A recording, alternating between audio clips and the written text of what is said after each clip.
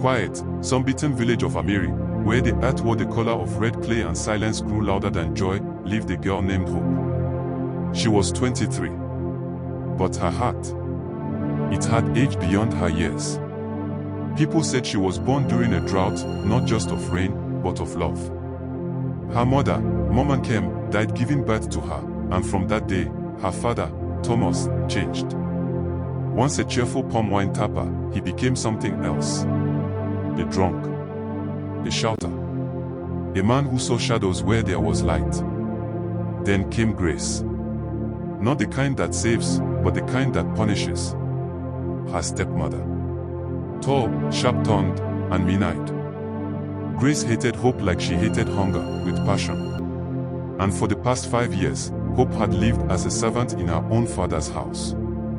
Every morning before the cock crowed twice, Hope was up, sweeping the compound, fetching water from the stream 2 hills away, washing clothes she didn't wear, cooking food she wouldn't eat. And every evening, she returned to her mat on the kitchen floor, empty stomach, empty heart. No one in the village dared to ask why. They saw it all, but they looked away. Because Mr. Thomas had become mad, and nobody in Amiri argued with madness. Until one hot Thursday afternoon, a stranger came.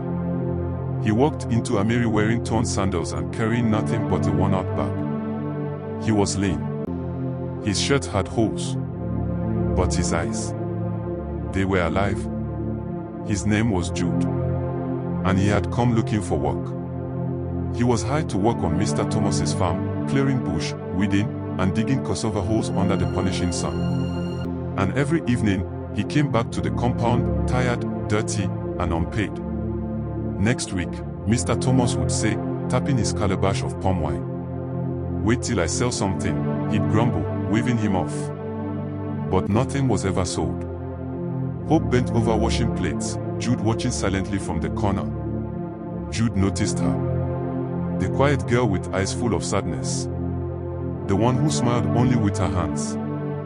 Who walked like she carried the whole world on her back. One evening, Jude approached Mr. Thomas, his voice firm for the first time.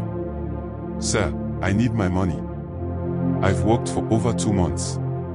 Thomas laughed, a cold laugh that ended in a cough. "You want money?" he asked. "Yes," Jude replied, serious. Thomas turned his eyes to Hope, who was just coming out of the kitchen, her wrapper stained with oil, her hands black with soot. "Take her," he said. Jude frowned. "What?" Thomas smirked. "You want payment? Take the girl. She eats too much anyway." Hope's heart stopped. "Daddy," she whispered, voice trembling. "Go with him." Grace shouted from the doorway, her lips curled in joy. "You should even be thankful someone wants you." Hope dropped her dish. Her hands shook. "Please, don't do this." Thomas raised his hand. "Shut your mouth before I shut it for you permanently." Jude stood still, confused, angry, but something inside him stirred, something strong. He looked at Hope. She was crying, but she wasn't weak. She was beautiful, but not in the way people usually noticed. He looked back at Thomas. "I'll take her." And just like that, Hope became payment. Hope packed her things into a black nylon bag, 3 wrappers, 1 torn Bible, a pair of rubber slippers. No one hugged her. No one said goodbye. Only her little half-sister, Ada, peeked from the hut, her tiny hand waving goodbye with tears in her eyes. They left that evening. 2 strangers. One broken, the other unsure. But on that bumpy bus ride out of Amiri, something small began to bloom. Not love. Not yet. But possibility. Some girls are not given away. They are thrown out. But even seeds thrown on the roadside can still grow. The road to the city was long. Hope didn't sleep that night. Not because she wasn't tired, but because her heart was still trembling. She had just been given away, like an old beau nobody wanted. She sat by the window, holding her bag tightly. She didn't know where they were going. She didn't even know the name of the city. She only knew the boy beside her wasn't her enemy. Jude didn't talk much either. But sometimes, he looked at her, as if trying to understand her pain. Then he'd sigh and look out the window. By sunrise, they arrived. Hope had never seen so many cars, or houses that touched the clouds. The air was full of dust, speed, and noise, but also something else. Freedom. Jude led her through a narrow alley lined with faded flowers, to a small gate. They entered a compound. Not big, not rich, but neat. Behind the main house stood a single-room structure. A small house with one bed, a gas cooker, and a plastic table. "This is where I stay," Jude said, opening the door for her. Hope stepped in slowly. She looked around. No rats. No leaking roof. No shouting. It was quiet. Safe. "This is my sister's house," he added. "She lives in London now, but she lets me stay here." Hope turned to him, her voice low. "Why did you take me?" He paused. Then said, "Because you didn't deserve to be thrown away like that." Hope sat on the bed, looking down. "I don't know how to thank you," she whispered. "You don't need to," he replied. That night, she slept for the first time in years, without crying.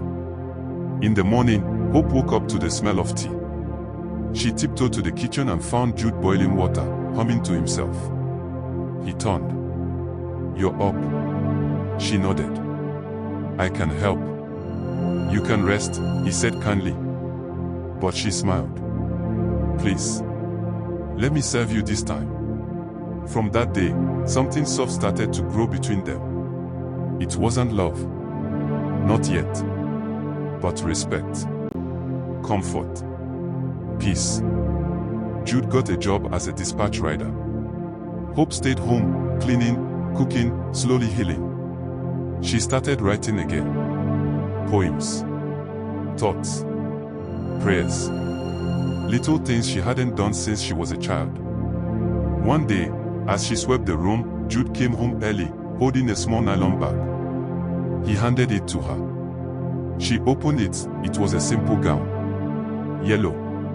With tiny white flowers. "I saw it in the market," he said. "I thought of you." Hope blinked fast, trying not to cry. "Thank you." He nodded. "You're welcome."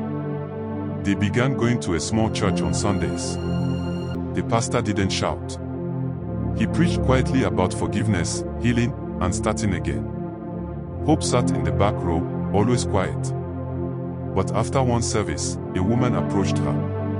"You have a gentle spirit," she said. "Are you interested in learning sewing? I train girls for free." Hope smiled shyly. "Yes, Ma. I'd love that." From then, her days became fuller. In the mornings, she learned to sew. In the evenings, she cooked. And in the nights, she prayed. Not loudly. Not with many words. Just quietly, whispering thanks for peace she never thought she'd have. Hope cooking, Jude entering, tired but smiling. "Smells nice," he said, dropping his bag. Hope turned, wiping sweat from her face. "Your favorite, egusi and semo." He laughed. "You're spoiling me." She smiled, then looked serious. "Jude, you've done so much for me. But I have nothing to offer you." He stepped forward. "You have peace," he said. "You gave my small room a soul. You brought light to a place that used to be dark. That's more than enough." Hope looked at him for a long moment. Then said softly, "Can I ask you something personal?" "Of course." "Why don't you have a girlfriend?" Jude laughed gently. "Because I was waiting." "For who?" He looked at her. "For someone whose name means everything I've been searching for." Hope froze. "Me?" He nodded. "But we barely know each other." "I know your heart," he said. "And that's more than enough." Hope looked down. She didn't say yes. She didn't say no. But when they sat to eat that evening, she served his food with 2 spoons. And that night, when they said goodnight, she said it with a smile that reached her eyes. She was thrown away like dust, but found a place that treated her like gold. And slowly, she began to believe she was worth more than pain.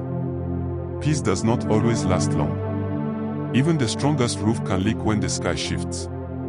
Hope's life was beginning to breathe, softly, slowly, like a flower opening after years of drought. But every flower still fears the wind. One evening, after dinner, Jude leaned on the doorpost, watching her. She was laughing, really laughing, for the first time since he met her. It was over something small. A burnt pot of rice. But it made her laugh till her stomach hurt. He smiled quietly. "Your laugh is my favorite sound now." Hope paused, caught off guard. She looked at him, and this time, she didn't look away. She said, "I'm scared." "Of what?" "That this will end. That I wake up, and all this was just a dream." Jude walked over, knelt before her, and held her hand. "This is real," he said. "I'm real. And I'm not going anywhere." She nodded slowly. But deep down, a shadow still sat in her chest. Her teacher, Mama Nene, was an older woman with eyes like she had seen too much. She watched Hope often. "You saw like someone who's trying to fix herself," she said one day. Hope blinked. "Is that a bad thing?" "No," Mama Nene replied. "It means you're healing." Hope smiled faintly. "I'm trying." Mama Nene leaned in. "And how's that boy treating you?" Hope looked down. "He's good. Kind." Mama Nene nodded. "Then don't run from good things just because bad ones chased you." Hope carried those words home like a seed in her pocket. That night, she wrote a note to herself. "Let love in. Slowly. But let it in." Hope stopped him at the door. "Wait," she said. He turned. She walked up and hugged him. Not a shy hug. A full one. He froze. Then hugged her back, tight. No words. Just understanding. But peace, as always, didn't last. A voice on the line said, "I'm looking for the girl called Hope. Tell her, our past is coming." Then the call ended. Jude stared at the phone, his hands suddenly cold. He didn't tell her that night. He didn't want to scare her. But the next morning, something happened. A man stood there. Rough face. Leather jacket. Small scar under his eye. "Hope," he said. "Your father's looking for you." She stepped back instantly. "I don't have a father anymore." He chuckled. "He disagrees. Says you owe him something." "I owe him nothing." "Tell him yourself. He's coming." He turned and left. Hope closed the door slowly. Then she sat on the bed, staring at the floor. Jude came in minutes later. She looked at him and whispered, "He found me." Jude sat beside her. "What does he want?" "To hurt me again." "No," Jude said. "He'll never touch you again. I promise." Mama Nene listened quietly as Hope told her everything. When Hope finished, Mama Nene stood, went to her drawer, and brought out an envelope. "Take this," she said. "There's a place in Ibadan, a women's training center. They'll give you a scholarship. You'll learn, live, and grow in peace." Hope stared. "You want me to leave?" "I want you safe." Hope turned to Jude. His face was still. His jaw clenched. But he nodded. "If this is what you need to feel free, I let you go."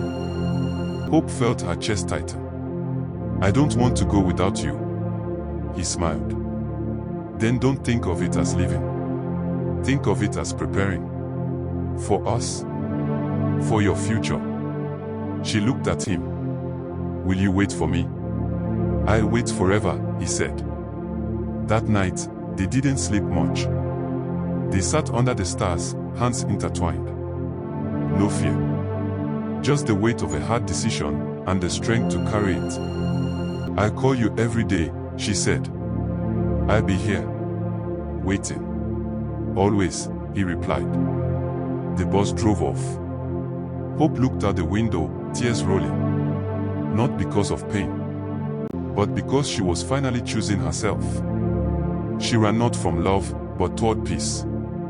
Sometimes, healing means walking away from everything, just to find who you truly are. 2 weeks had passed since Grace arrived at Damilola's house. Everything looked perfect from the outside. The kitchen always smelled of good food. The rooms were always clean. The gate was locked before nightfall. Grace smiled when visitors came. But inside her heart, a storm was quietly forming. Damilola had grown quieter. Not cold, not angry, just distant. He would leave the house early and come back late. Sometimes he'd sit outside in the dark, staring at the stars, saying nothing. Grace would bring him warm tea, but he'd barely touch it. She missed the laughter. The way he used to touch her hand when she passed. The way he used to look at her like she was magic. Something had changed, and she was afraid to ask. One night, she found him by the gate again. He was seated on a bench, his face in the shadows. "Dami," she said gently, "you're far from me lately. Talk to me." He didn't answer at first. Then he said, "My uncle, the one who took care of me after my parents died, he came to see me today." Grace sat beside him, quiet. "He wants me to return to the company. The one my father left behind. Says it's time I stop hiding and take my place." She frowned. "That's good, isn't it?" He turned to her slowly. "It's not just a job, Grace. It's a throne. Full of greed, competition, expectations. My uncle wants to control me through it. I left that life to find peace. To find love. To find you." Her chest ached a little. He continued, "If I go back, I'll be rich, but I lose myself. And maybe even lose you." Grace looked at him firmly. "Listen to me," she said, holding his hand. "I didn't fall in love with your money. I fell in love with the man who saw me crying on the road and said nothing, just gave me his hand. You won't lose me, Dami. Not if you stay true to yourself." He smiled faintly. "What if they force me to choose?" "Then choose peace," she said.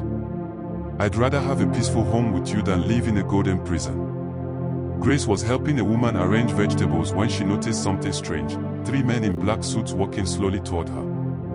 They didn't look like they belonged. One of them whispered something to another and nodded in her direction. She felt her stomach turn. Before she could move, a car parked beside the market stall. A woman stepped out. Elegant. Sharp. Cold eyes. It was Damilola's aunt. "Miss Grace," she said loudly, "we need to talk." The market grew quiet. Grace followed them reluctantly to the car. Inside, the woman stared at her without blinking. "My nephew is making a mistake," she said flatly. "He thinks you love him. But we both know the truth. Poor girls don't marry men like him out of love. They marry for escape." Grace said nothing. The woman continued, "Leave him. Today. If you don't, we'll make sure he loses everything. His inheritance.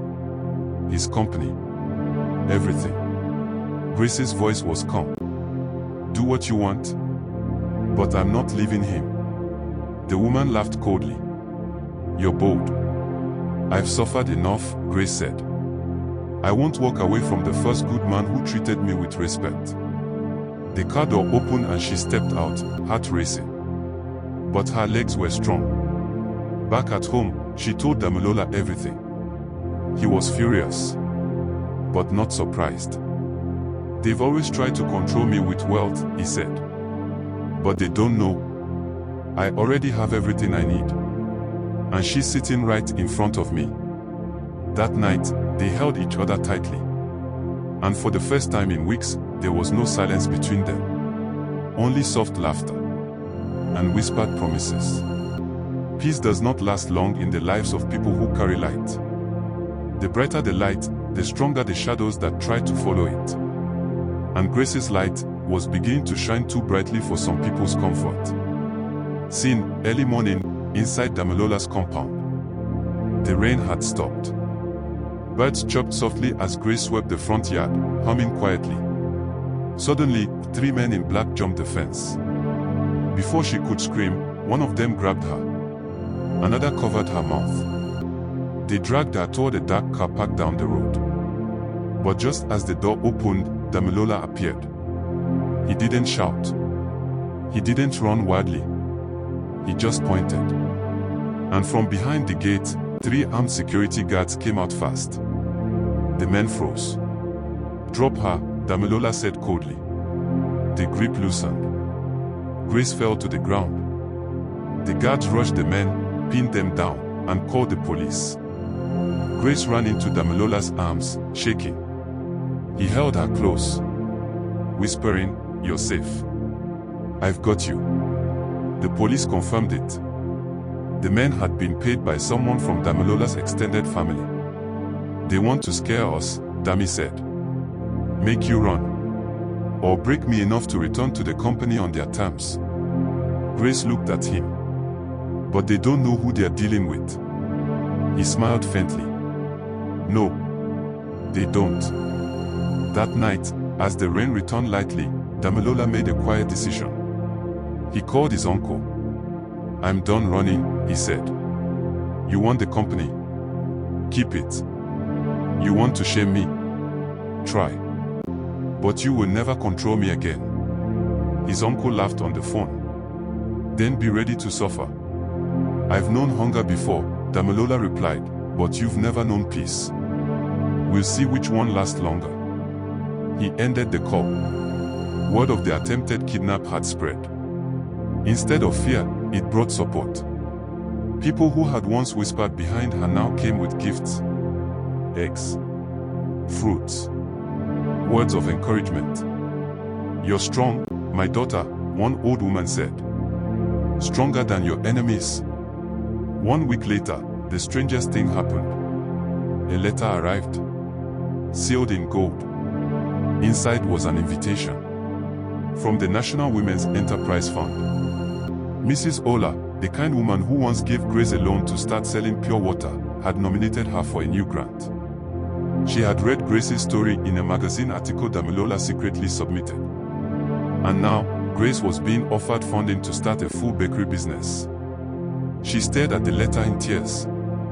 "Is this real?" she whispered. "Yes," Damilola said, lifting her chin with his hand. "You deserve this. Every word of it." She hugged him tightly. "Thank you. Thank you for seeing something in me, even when I was still hidden." He whispered back, "You were never hidden. You were just waiting for the right eyes." 2 months later, Grace's new bakery opened. A small but beautiful space at the edge of the community. Named Gloria's Crumbs, a tribute to her mother Gloria. The first day, people lined up. Her meat pie sold out by noon. Her chin-chin was wrapped in pink ribbons. And Damilola. He stood beside her, apron and all, laughing with customers and wiping sweat from his forehead. That night, as they cleaned the shop, he held her waist and said, "This is just the beginning." She smiled. "I know." But neither of them knew that something else was coming. Something that would test not just their love, but everything they had built so far. Just when the roots begin to take hold, the wind often comes. And for Grace and Damilola, the wind was starting to whisper secrets. But not the ones you expect. This time, the storm was not from outside. It was from within. Grace was closing up. Damilola sat at a corner, reading through his emails. She came over with a cold drink. "You've been staring at that screen for hours." He sighed, closed the laptop. "There's something I've been avoiding." She sat beside him, her face curious but calm. "Talk to me." He held her hand. "The company, it's falling apart without me. I knew it would. But now the workers are protesting. People are losing their jobs. And somehow, I feel like it's my fault." Grace was quiet for a while. Then she said, "Is it your fault that they pushed you away?" "No." "Then don't carry their shame." He nodded slowly, resting his head on her shoulder. "I just don't want anyone to suffer because of me." She rubbed his back gently. "That's what makes you different from them." The next morning, Grace went to the bakery early. She opened the drawer to get some files. That was when she saw it. The document. Folded and placed under the books. It was Damilola's letter of resignation, unsigned. Beside it was another paper. An offer letter. From a major company in Canada. With triple the salary he once earned. She froze. He had never mentioned it. When he arrived that evening, she was quiet. He noticed immediately. "What's wrong?" he asked. She placed the papers on the table. He blinked. Then sat down slowly. "I was going to tell you," he said. "I just didn't know how." Grace crossed her arms, her voice low. "When were you planning to go?" "I haven't decided." "Do you want to go?" He hesitated. "It's a big opportunity, Grace." She nodded slowly. "Yes, it is." Silence filled the room. Then she whispered, "So what happens to us?" "I take you with me," he said quickly. "You can run your bakery anywhere." She shook her head. "I don't want to leave. This is my home." He moved closer. "I love you, Grace. I want to be with you. But I also don't want to resent you if I stay behind." She felt tears build in her eyes. "And I don't want to become a shadow beside a man who regrets staying." They sat in silence. Love was in the room. But so was fear. 1 week later. They didn't fight. They didn't shout. They talked. Every day. Until one night, Grace said something that broke the silence in their hearts. "Go." He looked at her, confused. She smiled faintly. "You have a gift. You can help people. Build new things. And if Canada is your next door, then open it." "What about us?" he asked. She touched his chest. "Love is not afraid of distance. It's afraid of dishonesty. Go. And if we're meant to last, we will." Damilola left a week later. He cried at the airport. So did she. But neither of them begged the other to stay. Because some love is not about holding tight. It's about believing that what is yours will always find you again. 3 months later, Grace in her bakery. She's wearing a new apron. More confident. More calm. Her business is growing. She teaches baking to young girls from the community. And every night, she video calls Damilola, who sits in a tiny kitchen in Toronto, still wearing the same smile he had in Nigeria. One night, as they laughed over a bad pancake recipe, he asked her, "If I come home next month, will you still be here waiting?" She smiled. "I never stopped." He whispered, "Then I'm booking my flight." They say time tests love. Distance tests patience. But return is the proof. After 3 months in Canada, Damilola came back to Nigeria. Not because the job failed, but because he knew exactly where his heart lived. Matola Mohammed Airport, Lagos. Damilola walked out of the arrival gate, luggage in one hand, a small brown box in the other. His eyes searched the crowd. Then he saw her. Grace. She wasn't wearing anything fancy. Just a simple blouse and jeans, and the same soft smile that made him fall in love. She ran toward him, hugged him so tight, the box nearly dropped. "I missed you," she whispered. He pulled back, looking at her face. "I brought you something." He handed her the box. Inside was a small glass jar, full of colored beads. She looked confused. "What's this?" He smiled. "Each bead stands for a day I thought about you while I was away. I stopped counting after the first week." She burst out laughing, then hugged him again. You're still a romantic fool. He grinned. A fool for you. Later that week, inside Grace's bakery, they sat at the back, sipping zobo and eating meat pie. Canada is good, Damilola said. But it's cold. Too cold. My bones miss pepper soup and generator noise. Grace laughed. He turned serious. But you? I missed you most. She looked down. I'm glad you came back. He leaned forward. I came back with more than just a suitcase, Grace. He reached into his jacket, pulled out a small velvet box. Grace's hand flew to her mouth. Dammy. He opened it. A simple silver ring with a tiny carved heart. I didn't come to make a big speech, he said. I just want to ask you something simple. He got down on one knee. The bakery door was open. People were passing by. Bread was baking. But in that moment, time stood still. Grace, will you marry me? Her eyes welled up with tears. Then she nodded. Yes. Yes. He slid the ring on her finger.